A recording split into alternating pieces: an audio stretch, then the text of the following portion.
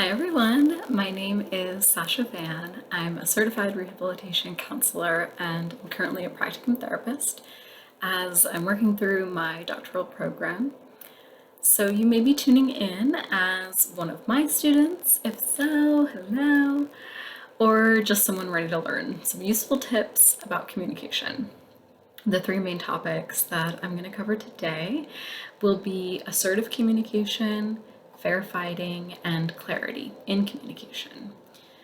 So very likely, if you've talked to just about anyone about communication, you've probably heard them say something to the tune of, good communication is key.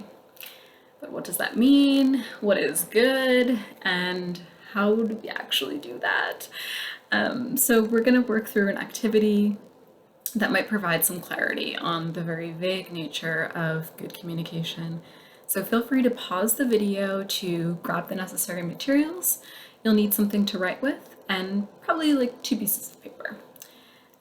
So let's begin with some concepts related to clarity in our communication. So one good place to start is to take a step back and figure out what you want to say prior to speaking to someone. Of course, this isn't always possible in conversations. They happen naturally, things that we likely could not have planned for. So we'll also talk about some sort of in-the-moment ways to navigate those conversations as they arise. But the process of figuring out what you want to say very likely might take a little bit longer than you imagined. So once you figure out what you want to say, it's really important to figure out why you want to say what you want to say. So you'll have the what, some of those concrete thoughts that you have, and then you're working towards the why. And examining the why can help you recognize the purpose, which helps express to the person or persons that you're speaking with, why the conversation is happening. In the moment, someone that you're speaking to might be thinking, okay, what are they wanting? And so they're really wanting that why. And people are more likely to listen when they know why they're receiving information. Then for yourself, if you have an understanding of what you want to convey, you're likely to feel more confident and be perceived by that other person as more confident. And so the last piece that I'll touch on is about the how. And in this, you're really wondering about the delivery. How is this information going to sit with this person if I share it via email? Perhaps having that conversation in person is better. And there's this added layer now that we're navigating people's comfort levels with being in person. And so, thinking about COVID-19 and levels of safety, it might be wise to ask someone that you're going to be communicating with how they would best receive that information. If they feel they would rather just receive that in an email, that might be best. So with that, it's also important to know that when you do ask others their input, you're providing them a way to be a part of the conversation before it even starts. And so that might provide a lens for them to already feel a little bit more comfortable. And when we're included, think about yourself. When you're included in things, you're more likely to feel that sense of autonomy, feel that sense of control. And of course, safety is always a part of that conversation. So once you have the what you're actually going to say, then you have the why, why are you saying it? And finally, the how. You might feel like, okay, I've gone through those steps. I feel like I have a pretty solid plan, but I caution you here, just since you know what you want to say and how you want to say it, doesn't mean that it'll end up being an experience of that good communication, or that it will even be well received by that other individual. And so one way to enhance clarity and increase the chance that that interaction will be good is to utilize what are called I statements. And these statements center yourself in the conversation. They allow you to express your emotions and a little bit of your reasoning beyond these emotions in a way that removes the blame from someone else and presents your experience as just that, an experience, not to be something that is an ultimatum or a demand in any kind of way. And so by using the I statements, you can sort of lay things on the table as opposed to like smashing them in a way that might feel more confrontational. So here's where I think the piece of paper might be a little helpful. I'm going to read a scenario, and as I'm reading it, I want you to think of how you might address the concern in communication with someone using your I statement. So after I read the scenario, I would suggest just pausing the video and then pressing play once you actually have something written, because I'm going to be providing examples as well. Okay, so here's scenario 1. Someone in your life keeps making fun of the way that you drive, saying things like, "How did you get your license anyway?" and mocking the fact that you made it to a place safely as if that were some sort of miracle. So think about how you might start a conversation with someone by expressing how their language and behavior towards you is hurting you. Okay, so you might pause now. And an example that I want to provide is, I might say, "I feel inadequate when you talk about how I drive, and that hurts." And for some, that language might not fit in the moment. We talked about that sort of in the moment experience, and the first emotion that might be elicited for you might be anger. So you might say, "I feel angry and annoyed when you talk about how I drive in that way." And so if we didn't use the I statement, you might be thinking, okay, what would this look like if I didn't use that? You might say something like, "You can't keep talking like that."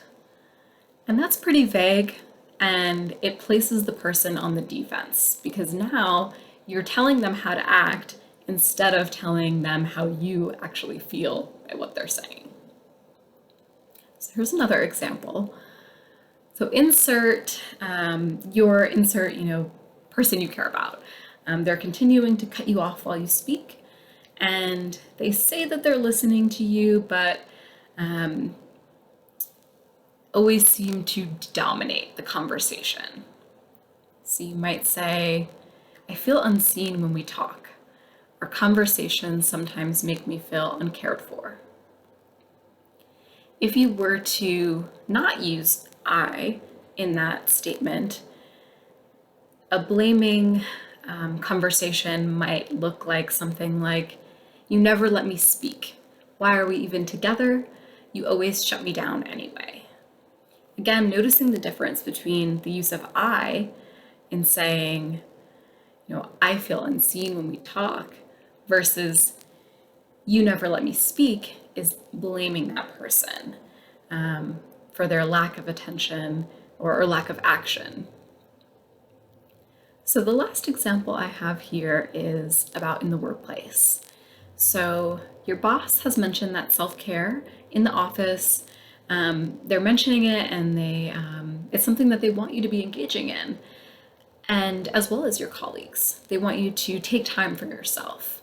But your boss also hasn't changed the mandatory requirement for overtime. So take a moment and think about how you can use the I statement to grapple with this very important topic. So I might say, "I feel pleased when you bring attention to my care, the need for my self-care, but I also feel confused and hurt when I want to take time for self-care, but I can't when overtime is mandatory." So here you're taking a step back. You're acknowledging the efforts your boss is making in bringing attention to the conversation surrounding self-care, the importance of addressing burnout, but you're also being assertive of your unmet need that is being impacted by this company policy that is mandating you overwork yourself. And so if you said this in a blaming way, it might look like you contradict yourself and don't care about my well-being, or you're not giving me the time to take care of myself. And so notice how even in that last statement, you're not giving me the time to take care for myself, which might feel, sort of palatable, something you might have said in the past. It still is pushing the blame on them and making them less likely to actually give you what you need. We're not saying that they aren't giving you what you need. They're not. They are, addressing this in a way that's sort of placating the need for self-care, but not actually giving it to you or giving you the time you need. So it is important that you are able to address those things and say, I am hurt and confused by that, even though I'm pleased that you have taken time to talk about these things in the workplace. So I do want to circle back to one thing I stated. Oftentimes when people hear the word assertive, I said, you are being assertive of your unmet need. And for some, that might make them feel a certain way, might make them feel like I'm bossy, or now I'm the disruptive one. These words, like bossy and disruptive and maybe cold, are often paired with women, and even more so women of color. So for those of you that are listening, that are thinking, you may have been called bossy, or maybe you've claimed to be the squeaky wheel of the bunch in your group, these characteristics very likely haven't been highlighted as positive traits for you. And so I would like to just take a moment and say, if you ever do want to be a boss, wouldn't it be nice to have a bossy trait? And so the way we think about that word is typically in a negative way.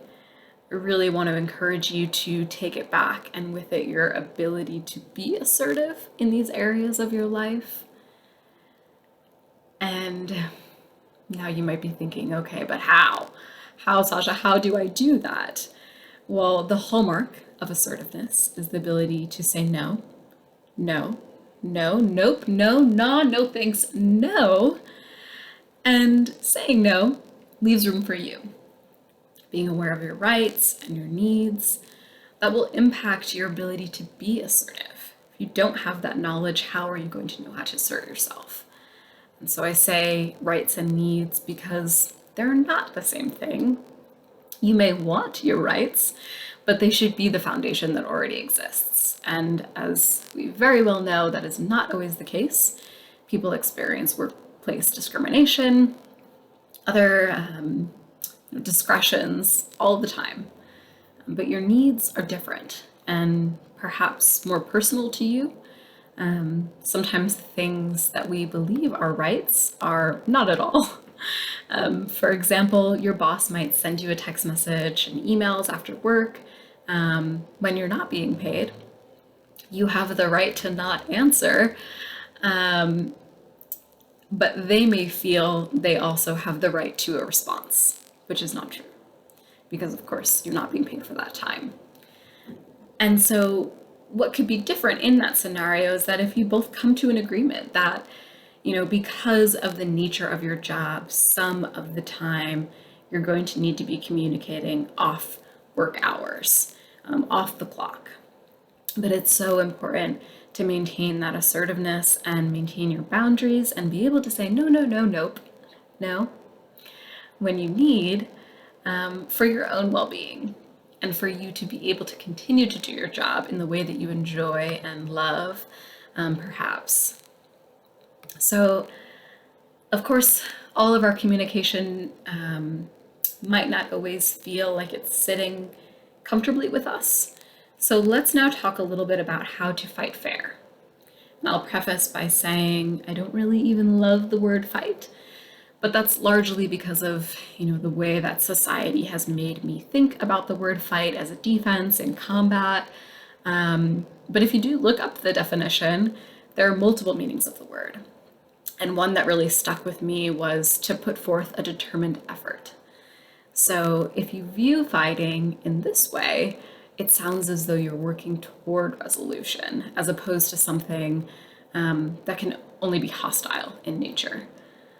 So if there were, a set of items to go by, something to reach that mystical, good communication feeling, the first is to really break down the things that you want to share. And in doing that, you might realize there are many points or issues that you're having with someone. They're like really stacking up. It would be wise to separate those conversations, separate those things. Of course, you can't separate everything. But for example, if I was frustrated because someone was leaving their shoes in the middle of the floor or not cleaning up their room, leaving dirty dishes, these sort of multiple scenarios that might have to do with cleanliness, I might find it more beneficial to break those up into 3 separate conversations so that the information is actually retained by the other person, and so their potential level of defensiveness can be reduced. Although you may be the one starting the conversation, they might not be the one to broach it, like they don't care that they left their shoes on the floor. It's not affecting them. But it doesn't mean just because you're the one that started the conversation that you're the only one that can speak. Allow the other person to share their feelings, their opinions, so that you're working together, even in this fight. Okay. One thing that I see sometimes is people refusing to answer someone. And this is just not helpful. This is not the same thing as saying, I need some time. Can we talk about this a little later? I need to process what's happening. Refusal does not look like that. This is you taking time for you, and that is lovely. Refusal might feel like a power move, but you're really damaging that relationship and you're not helping solve the problem. Again, you 100% have the right to say, I don't want to engage in this anymore. Even more so if you feel that you are unsafe. Really want to highlight that. And with that feeling of safety, I think it's important to think about tone and volume of your voice. Speaking softly and calmly, it'll lead to better results. I just can't say that enough. Trying to one-up someone in terms of volume, I'm gonna speak louder than you, I'm gonna raise my voice louder than you, can lead to people just feeling insecure and vulnerable, or, it might just take a simple disagreement to an unnecessary level of resentment and hatred. And those are things that we want to move away from. So in those moments where, we're trying to one-up each other in terms of volume, and it might also get to a point where it's feeling really volatile in terms of the type of language you're using. That can be really harmful. When it gets to that point, it might be discriminatory or degrading language towards someone else. And so I would just suggest, if you had a nice little toolbox of language to use in fights, removing that volatile language from your toolbox. You can swear and curse and, however you want to say it, cuss, when you're happy. I love that. Not to make someone else feel bad about themselves. Of course, these are all suggestions, and you can say whatever you want to say at the end of the day. But in my experience, studying human behavior and talking to other people about their relationships, the removal of that language and bringing things down to a calm, caring voice allows people to improve their communication and actually say what they meant to say without saying things that they feel guilty about after. Okay, so that was a whole lot. Let's take a second and reflect on the ideas of fair fighting and overall the sort of mystical good communication. It's really important to think about what you want to say.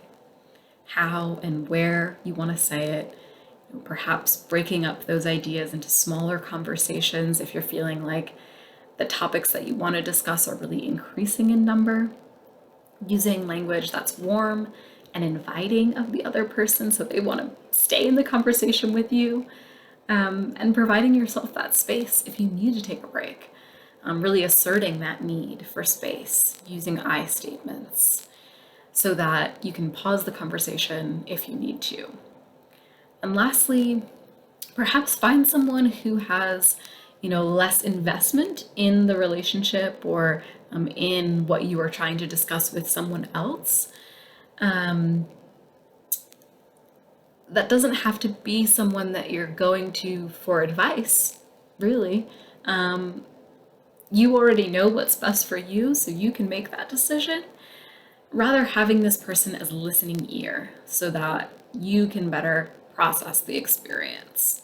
Of course, as a counseling psychologist in training, I would always suggest, the non-judgmental ear of a counselor as a great option.